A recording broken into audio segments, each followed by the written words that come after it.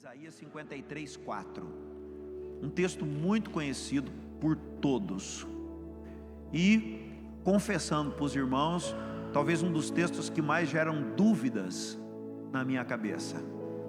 Isaías 53:4, ele diz assim: verdadeiramente Ele tomou sobre si as nossas enfermidades e carregou as nossas dores. Então Isaías, 700 anos antes de Jesus vir, ele disse que verdadeiramente Ele tomou sobre si as nossas enfermidades.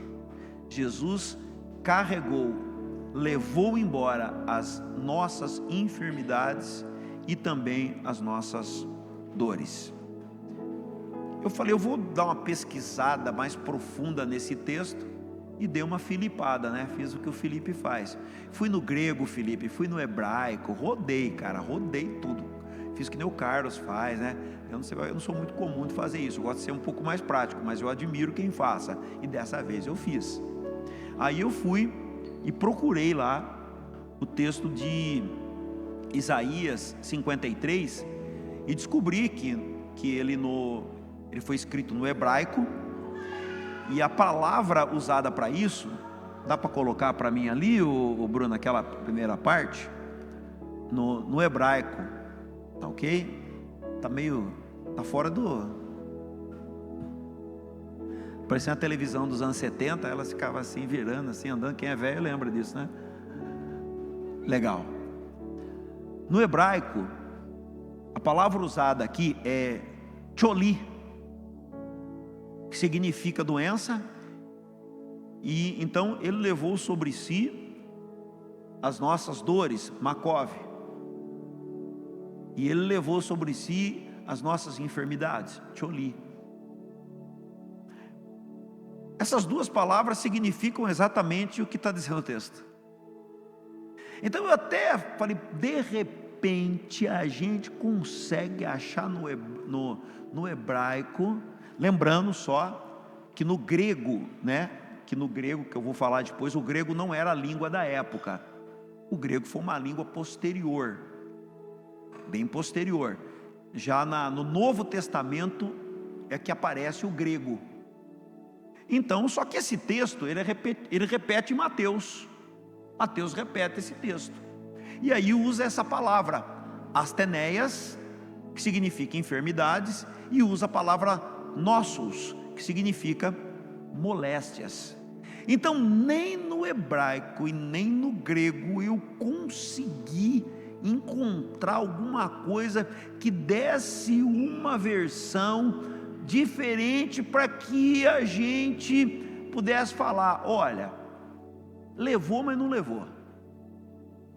Era, mas não era. Por quê? Porque eu preciso tentar entender porque nós ficamos doentes, porque nós ficamos enfermos e porque nós morremos, e alguns cedo, outros na idade que a Bíblia fala que a gente vai ter que partir. E também para tentar, e o meu coração tem dúvidas tanto quanto o teu, porque quantas orações que a gente fez para pessoas serem curadas e elas não foram. Quantas vezes? Quantas vezes nós clamamos, nós choramos para que de alguma forma Deus curasse a pessoa, e a pessoa não foi curada. Mas o texto diz que certamente, que com certeza Ele levou as nossas doenças e as nossas enfermidades. Não tem como, você vai procurar em todo lugar. Eu vou passar bem rápido aqui, porque eu não vou me reservar.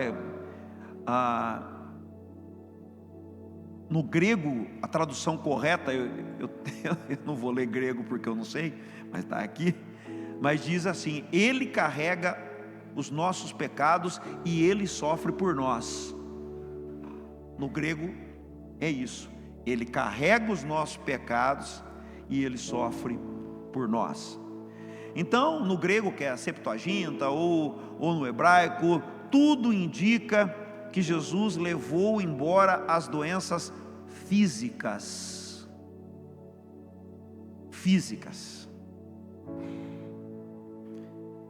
Aí eu fui procurar na Bíblia quais são os lugares que aparece a palavra Tcholi e Makov.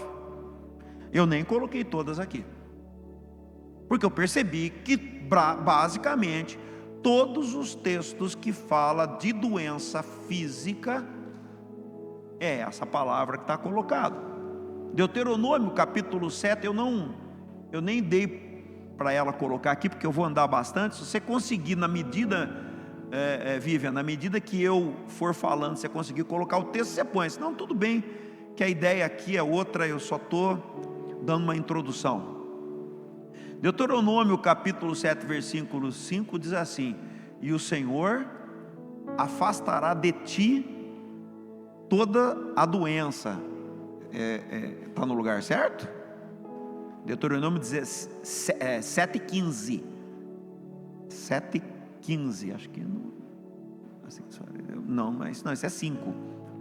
Nem precisa postar, Vivian, deixa que eu leio, porque eles são bem curtinhos, tá? Porque às vezes pode eu falar uma coisa e você entender errado. E o Senhor afastará de ti toda a doença. Deus promete tirar também as enfermidades de Israel. Contudo, Israel também ficava enfermo. Mas eles tiveram um mover de Deus, andando no meio do deserto, não gastavam as roupas, e quando estavam na obediência, Deus trazia para eles todas as coisas. E a palavra usada em Deuteronômio 7,15 é Tcholi. Tcholi. 1 Reis capítulo 17, versículo 17 diz: e depois destas coisas o filho da mulher adoeceu, e a sua doença foi tão grave que não ficou nele fôlego. Tcholi. Tcholi, ou é o Tcholi, ou é um derivado de Tcholi, sabe? Tchoiló, sempre algo assim. Eu quero deixar simples para vocês, que não é aula de teologia, pelo amor de Deus. A intenção é que você só entenda, que você compreenda. Em 2 Reis, no capítulo 1, versículo 2, a Bíblia diz: e Acasias caiu e adoeceu. Qual é a palavra? Tchalá, derivada de Tcholi. Todos os lugares, o verbo altera, a coisa mantém, mas é sempre a mesma origem, vem de Tcholi. Jeremias capítulo 6, versículo 7: doença e ferida estão sempre diante de mim. Na lamentação de Jeremias, ele falava: puxa vida, eu me sinto sempre com doença, me sinto sempre ferido, sempre isso está diante de mim. Qual é a palavra para isso? Tcholi. Tcholi. Sempre vai aparecer. Eclesiastes 5: todos os seus dias come nas trevas, com muito desgosto, enfermidade e indignação. Tcholi, você vai guardar esse nome, nunca mais você vai esquecer. Tcholi. Portanto, Isaías 53, quando ele fala sobre isso, ele está realmente falando de enfermidade. Não dá para achar que é um contexto mais espiritual, não dá. Bom, dito isso, você já, não sei se vocês, há muitos irmãos aqui novos na fé, que nunca estudou bastante, mas eu me lembro que quando eu fiz teologia, já faz muito tempo, eu aprendi sobre 2 grupos de pessoas que foram extremamente importantes nesse processo do Evangelho. Vocês já ouviram falar dos pais da fé? Quem aqui nunca ouviu falar dos pais da fé? Quem são os pais da fé? Se eu perguntar para você, você sabe quem são os pais da fé? Ou algum deles? Quem não sabe, pode levantar a mão, só para a gente ter uma noção isso, não sabemos quem são os pais da fé. E os reformadores, vocês sabem quem são? Os reformadores?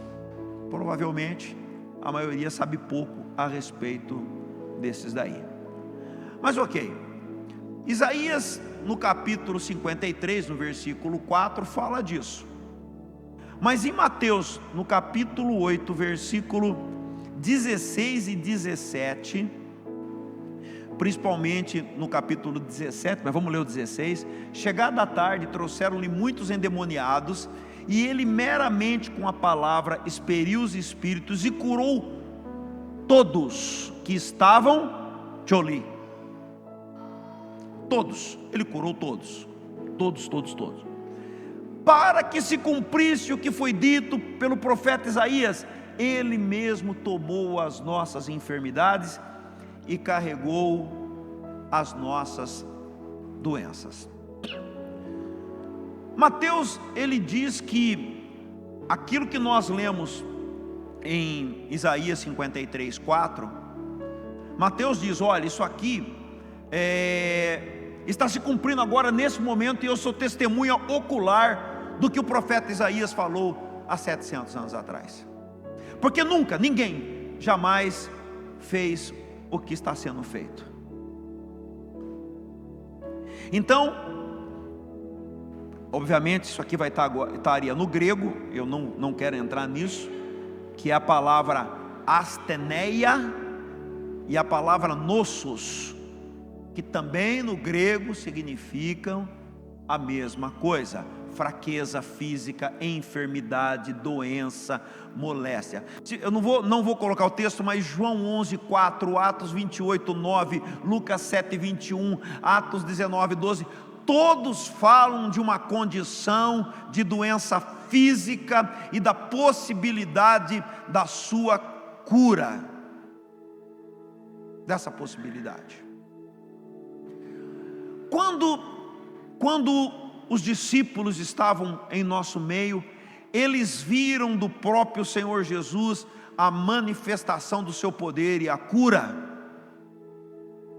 E quando você está perto de alguém, guarde bem isso, você recebe o que dela emana. Guarda bem isso. Quando você anda com gente ruim, aquilo passa para você e você nem percebe. Não estamos dizendo que nós somos melhores do que os outros, não estamos dizendo que não devemos conviver com as pessoas porque achamos que são ruins, mas quando você convive demais com pessoas, e todos nós temos família e devemos conviver com a nossa família, mas nós devemos ser luz para a nossa família. O problema é quando a gente convive no meio, inclusive no meio familiar, e aquele ambiente acaba sendo transferido para nós. Esse é o grande problema. Quando os discípulos estavam andando aqui nessa terra, com todos os defeitos que eles tinham, com todas as coisas ruins que eles tinham, eles recebiam do próprio Cristo todas as coisas. Emanava do próprio Cristo todas as coisas. Então eles viram, Mateus presenciou o cumprimento da profecia. Eles viram aquele homem andando sobre as águas. Por isso que Pedro, vendo ele andando sobre as águas, criou coragem e disse: eu posso andar também. Você percebe que tudo tem a ver com quem você anda? Tudo tem a ver. Porque Pedro criou coragem de andar sobre a água, porque ele viu que Jesus andava. E assim os discípulos começaram a fazer muitos milagres. E Paulo, que era um discípulo, um apóstolo, mas que não andou junto com Jesus, mas que esteve ali durante todo aquele tempo, que observou todas as coisas, Paulo está simplesmente pregando o Evangelho. E um cara está dormindo lá em cima na janela. Dorme lá em cima. Aí o que acontece com o cara? O cara cai, se esborracha e morre. Paulo não se preocupa nem um minuto que ele tem que ressuscitar aquele morto. Simplesmente Paulo chega e ressuscita o morto. Em nenhum momento Jesus se preocupava com o que ele tinha que fazer. Dentro do percurso da vida dele, dentro dos 3 anos e meio que ele estava ali, ele simplesmente fazia. Não era algo acionado em determinado momento para que um milagre acontecesse. A naturalidade da vida fazia com que os milagres acontecessem. Você vai perceber, e talvez aí a gente vai começar a entender melhor. Isaías 53. Natural. Tudo de Jesus era absolutamente natural. Eu não acho que Jesus precisou planejar para andar sobre as águas. Jesus não precisou planejar para acalmar a tempestade. Na verdade, ele estava dormindo. Ele sequer pensou que havia uma tempestade. Agora, os discípulos estavam muito preocupados com a tempestade. E quando acordam Jesus, Jesus simplesmente levanta, olha e fala: fica tudo quieto. E volta a dormir, e a tempestade passa. Eu não sei se você consegue perceber, não havia uma necessidade. E ele dizia: tudo aquilo que eu faço porque eu vejo meu Pai fazer. Então Jesus fazia o que fazia porque estava perto do Pai. Os discípulos faziam o que faziam porque estavam perto de Jesus. E os discípulos então estão lá no templo, e vão para o templo, e chega lá, tem um aleijado. O Espírito Santo não falou para eles assim: olha, vai lá que lá tem um aleijado e você vai curar. Eles simplesmente foram para o templo. Simplesmente andaram e foram para o templo. Quando chegou lá, viu aquele homem pedindo esmola. Ouro e prata eu não tenho, mas o que eu tenho eu te dou, em nome de Jesus, o Nazareno, levante e anda. E foram para o culto. Foram para o culto. Não tocaram trombetas. A vida fluía de forma natural. Nós estamos vivendo hoje um dos piores momentos da face da terra. Eu estava vendo um estudo sobre isso, o que está acontecendo com o Brasil, com a Europa, com a África e com a Ásia. O Brasil sendo dominado pela corrupção e pela violência. Nós estamos vendo aí o que está acontecendo, tráfico de drogas, tudo isso.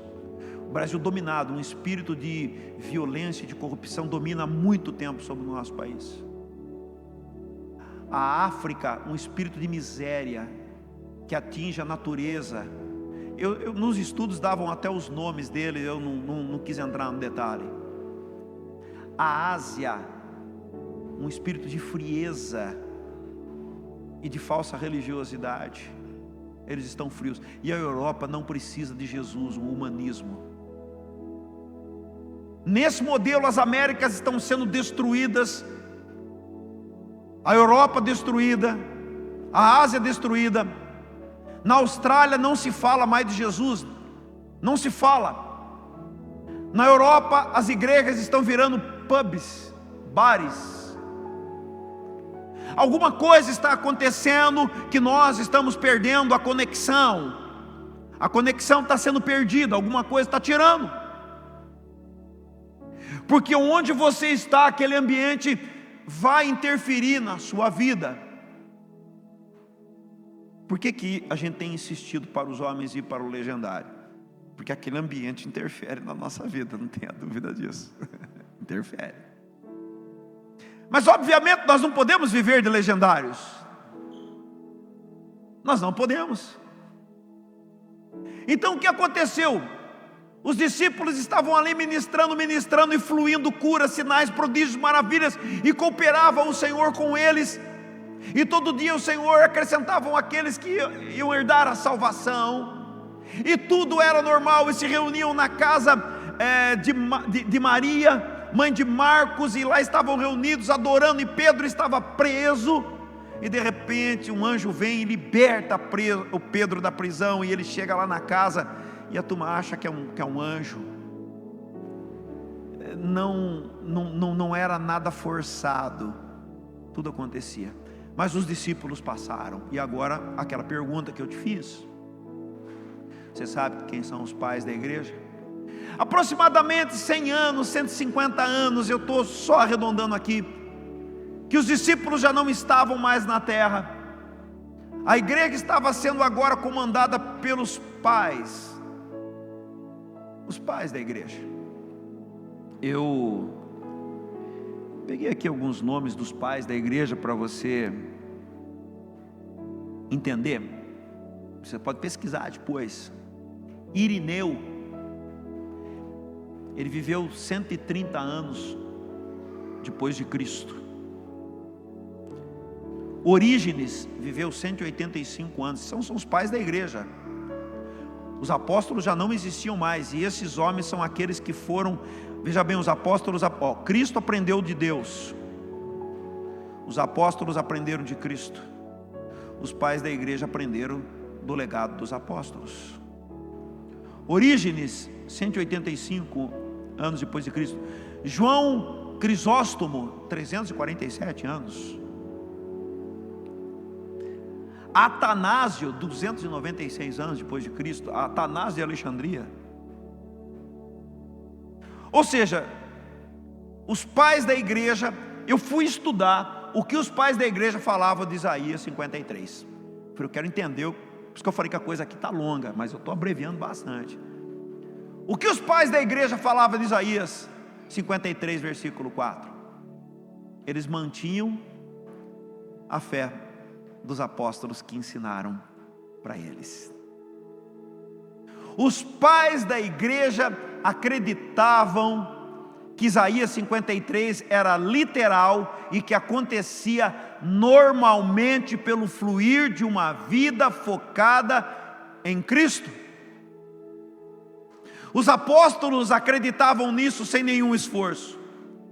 Os pais da igreja também acreditavam nisso. E esses homens tinham uma fé muito forte em Deus, mesmo em períodos que a igreja foi se corrompendo até virar a igreja romana, que nós conhecemos. Aí eu fui dar uma estudada também, né? Falei, peguei uns nomes aqui, falei, os reformadores. Perguntei se vocês conheciam.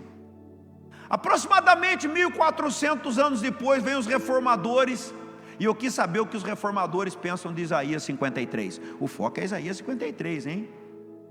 Eu quis saber o que os reformadores. Quem são os reformadores? Vou falar de forma bem simples. São homens que pegaram a igreja de um jeito terrível, corrompida, destruída, idólatra, adorando imagens, coisas terríveis. A igreja corrompida, que muito parecida com a igreja de hoje, inclusive as evangélicas, que, aliás, principalmente as evangélicas, que muito focada em dinheiro. Você está pensando que esse negócio da igreja, de dinheiro, isso aqui é novo?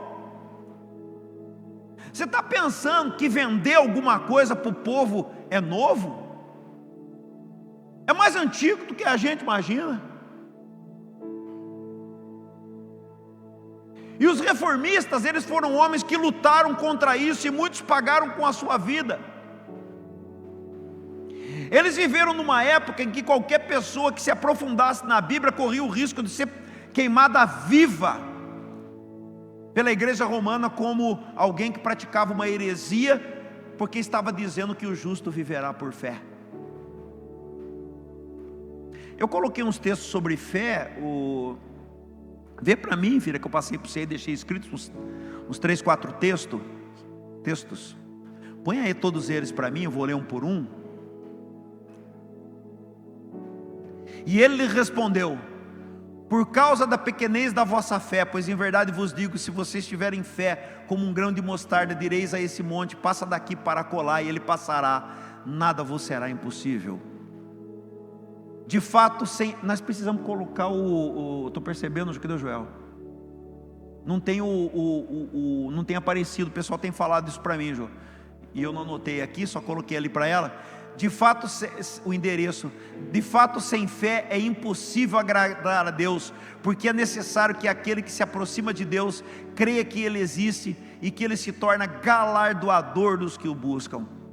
Terceiro texto, se for possível.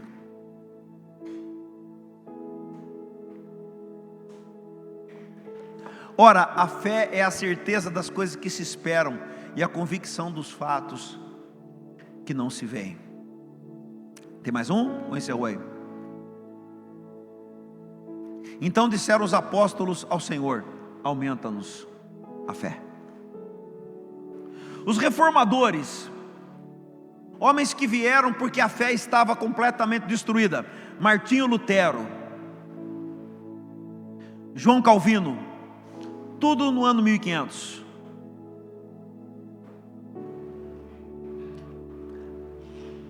Matthew Henry, 1600, nome de alguns. Eu acho que eu fiquei só nesses três, para não deixar a coisa.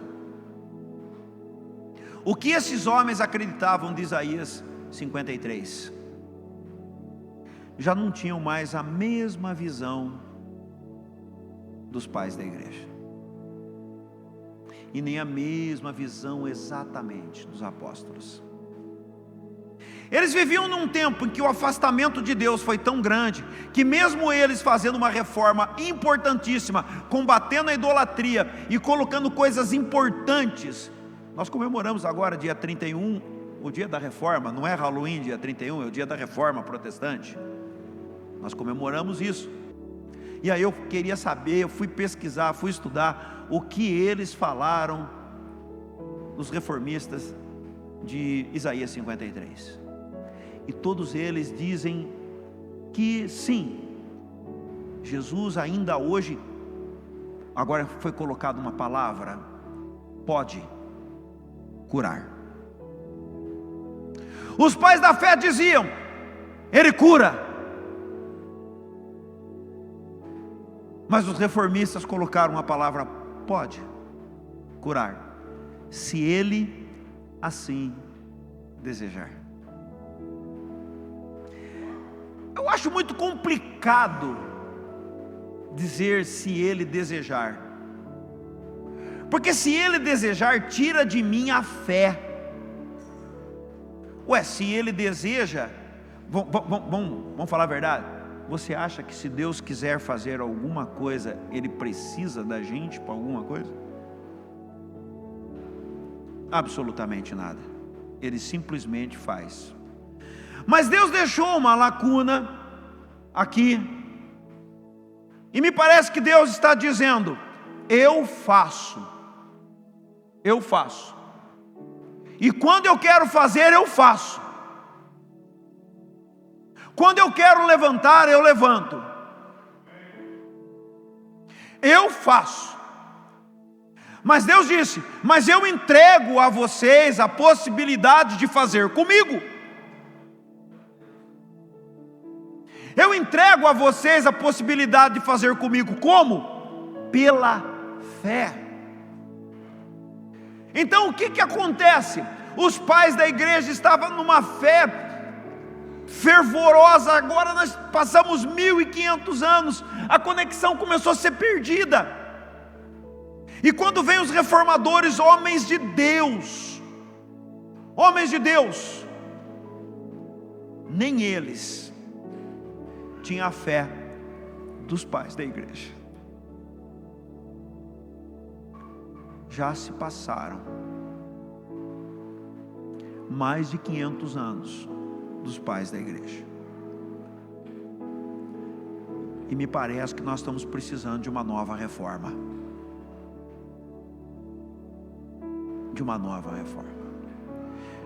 Jesus, ele diz assim: será que o Filho de Deus encontrará fé na terra quando ele voltar? Eu não acho que ele fez uma pergunta. Eu vou tentar explicar aqui o que eu acho que ele fez. Será que a Jaque consegue correr 40 quilômetros? Eu não preciso fazer essa pergunta, porque eu sei que ela corre. Mas será que o guerreiro corre os 40 quilômetros com a Jaque? Aí eu já não acredito. Eu acho que ele corre 5. Estou dando um exemplo, né? E eu nem 5. Então quando Jesus ele diz assim, será? É mais ou menos isso. Será que o guerreiro corre 40 quilômetros? Jesus está dizendo mais ou menos isso. Será que eu encontro fé quando eu voltar? Então a conclusão que eu chego, já estou terminando a mensagem. Eu fiquei horas da madrugada tentando digerir isso. para resolver as minhas questões pessoais. Falo, meu Deus, o que está acontecendo com a gente? E o que o Senhor falou para mim é que a ausência de estar perto de quem nos aumente a fé. Nós vivemos uma vida que nós estamos muito próximos de pessoas que não aumentam a nossa fé. E amado, eu não estou nem te culpando por isso. Não posso nem te culpar, nem a mim. A vida foi trabalhada para que a gente não tenha fé. Esse espírito que rege o mundo, esse espírito de corrupção que está no Brasil, de frieza que está na Europa, é o mesmo, são os espíritos trabalhando para Satanás, para que o mundo perca a conexão com aquilo que Deus gostaria de fazer ainda nos dias de hoje. E Deus gostaria que nós estivéssemos nos movendo em fé, para romper contra esses espíritos malignos que atuam na terra. E para isso nós precisaremos fazer algumas coisas, porque a vida por si nos tirará disso, nos tirará. Então, para que eu mantenha a minha fé, eu preciso estar próximo da palavra revelada, que é o próprio Cristo vivo. Como que eu posso manter a minha fé se eu perdi a disciplina de estar perto do Senhor pela palavra? Como que eu consigo manter a minha fé se eu perdi a conexão através da oração? Porque o mundo não quer Jesus. Só que o que está acontecendo? Isaías 53 não se cumpre praticamente. Tem uma música que diz assim: o muito que nós temos vistos não passa de gotas diante daquilo que queres e podes fazer. A gente vive num processo de desobediência a Deus, mas a gente quer os sinais e as maravilhas de Deus. A gente precisa fluir em prodígios, maravilhas e sinais, mas eles estão travados, porque nós não estamos mais conectados.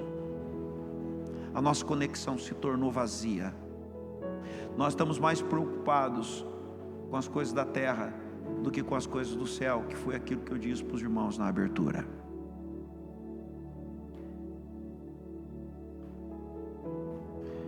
Entre os reformadores e os pais da igreja, houve um tempo de mais de 1000 anos, e foi o suficiente para mudar a mentalidade deles. Sabe por que os pais da igreja já não acreditavam tanto que curas poderiam acontecer? Porque eles não viam mais, e a partir do momento que nós não vemos, a gente começa a parar de acreditar. Só que Deus não mandou a gente ver, Deus mandou a gente profetizar. Deus mandou a gente abrir a boca, Deus não mandou você ver. Abra a boca, filho meu. Para os pais da igreja, a cura continua. Para os reformadores, eles viam a cura como algo soberano de Deus. Não está errado, mas não está completo. Isaías anuncia, Mateus confirma, Jesus cumpre. Isaías 53. Talvez, amados, a conclusão, eu acho, é que está nos faltando prática de fé, porque a fé já nos foi derramada sob medidas. Prática de fé. Prática. Sabe nós estávamos lá na praia, o Henrico, filho do Renan, acho que ele não veio, não conseguia andar com dor na perna, travou, começou a chorar. Eu fui, vem cá, filho, abracei ele, falei, trabalhando psicológico do menino, e também a fé. Abracei ele e falei assim, você acredita em Jesus? E ele com os olhinhos cheios d'água assim, né, Deus? Ele falou, eu falei, então ó, Jesus vai curar você, e daqui a pouco você vai estar correndo e brincando. Abracei ele e falei para ele. Gente, não deu meia hora, o menino não tinha dor nenhuma, saiu para todo lado, corria, brincava. Eu falei, como é fácil você aplicar fé numa criança. Por isso que Jesus disse, se não nos tornarmos como uma criança, não entraríamos no reino do céu. Como foi fácil. Pelo que eu estou vendo, os nossos filhos lá em cima serão batizados no Espírito Santo até primeiro do que a gente, porque é muito mais fácil aplicar sobre eles que estão com uma fé legítima do que a gente, que não está tendo uma fé legítima. Nós estamos vivendo uma geração em que fé não existe, está acabando, e que a igreja está ficando gelada. Então nós precisamos acionar mecanismos, que é a nossa parte, proféticos. Então eu quero, como eu disse, eu gosto de ser muito prático. Eu quero fazer um desafio para você, pai, homem que está aqui, pai, por favor, os homens pais, fiquem de pé, todos vocês, os pais.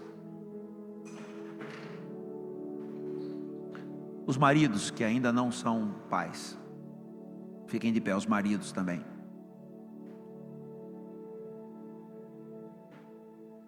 Você sabe o que acontece com a gente? Com nós, hein? Seu filho está com febre, sua esposa está com febre. A primeira coisa que você vai fazer é dar dipirona. E não está errado, não estou colocando certo e errado, estou colocando ordem nas coisas, tá ok? Será que a gente, como cristão, a primeira coisa que deveríamos fazer não seria colocar a mão na nossa esposa, nos nossos filhos, e lançar sobre eles, uma palavra, usando Isaías 53:4? Será que esse não deveria ser o nosso primeiro passo? De chegar e colocar a mão e exercer o sacerdócio da nossa casa? Não estou dizendo que você não faça, estou dizendo que nós, no geral, não fazemos.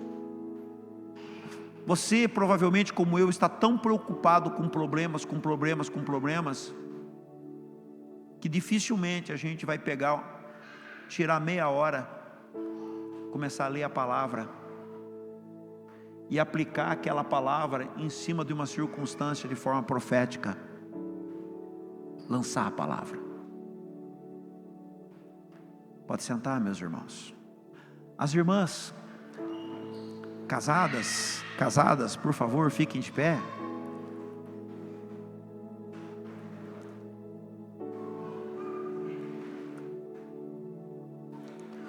Você já percebeu, irmãs, que quando seu filho fica doente ou alguma coisa está errada, que a primeira coisa que acontece é a gente entrar em desespero? Meu Deus, a gente entra em desespero. Não seria o caso de colocarmos algo prático na nossa vida e as irmãs começarem a profetizar uma mudança dentro da casa, a mudança do marido, abençoando? Não seria esse o caso da gente orar por nós mesmas, vocês por vocês mesmas e pelos da sua casa, e dar a mão para o seu marido e junto entrar em oração, até que se conclua, até que venha à tona, até que venha à luz, ou morrerei fazendo, e morrerei crendo. Nós tínhamos uma irmã, pode sentar, irmãs, nós tínhamos uma irmãzinha na nossa igreja, muito velhinha, ela é viva ainda, ela batendo nos 90 anos, e ela orou, se não me engano, deixa eu ver se tem alguém aqui daquela época, acho que não tem ninguém, a Diva ia lembrar, ela orou 40 anos pela conversão do marido, 40 anos, E sempre que a gente conversava, chamava Terezinha. Terezinha, e aí, como que está o marido? Ele fala: está aqui, pastor, o senhor não viu ainda? Ela falava: ele está aqui. Aquilo era algo tão forte. Ela fala: porque eu creio que o meu marido estará comigo aqui. E eu vi o marido dela, depois de 40 anos, entrar dentro da igreja, sentado do lado dela. E pouco tempo depois faleceu. Deus salvou ele para que ele pudesse falecer. O que eu queria trazer para os irmãos é que o tempo pode tirar da gente a conexão com Deus. As companhias erradas podem tirar, até mesmo dentro da sua família, pode tirar a gente da conexão com Deus. Quanto mais nós vamos nos afastando de Deus, de onde a palavra está, quanto mais nós nos afastamos, quanto mais frio nós ficamos, menos fé nós temos, menos milagres acontecerão na nossa vida. O meu chamado aqui hoje é para que você, minha irmã, meu irmão, que você acione essa fé na sua vida, para que Isaías 53 comece a se cumprir na sua vida. Vamos ficar de pé.